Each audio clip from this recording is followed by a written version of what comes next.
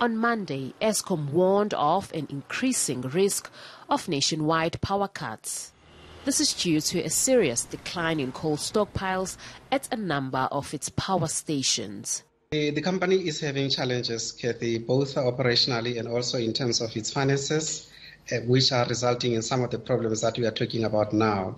But in all fairness, Eskom has not implemented load shedding for quite a while now. In fact, the last time we had load shedding was during the time when there was industrial action. But yes, I agree with you. Our mandate is to produce electricity consistently, and there are times, unfortunately, when we are unable to do so. But how did the power utility end up here? The genesis of this started from around November of last year when Tegeta started having problems.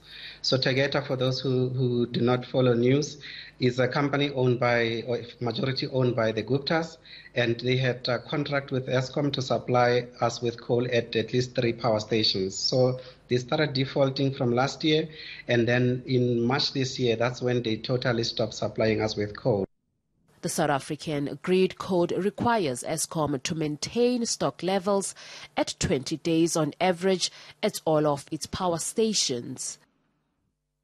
The power utility has less than 20 days worth of coal at 11 of its power stations, 5 of which have less than 10 days supply. Intervention to stabilize the coal supply may only have a positive impact by March next year. It is going to take a bit of time before we can fully replenish our coal supplies, but we now have 14 companies that we have signed on, and there are more additional companies that we are negotiating with now. We are just waiting for the requisite approvals from the National Treasury so that we can get the coal. In the meantime, diesel generators are being used to keep the power grid stable. But heavy rain forecast for the coming months is also predicted to affect coal supplies and quality. Tsanapatsa, Johannesburg.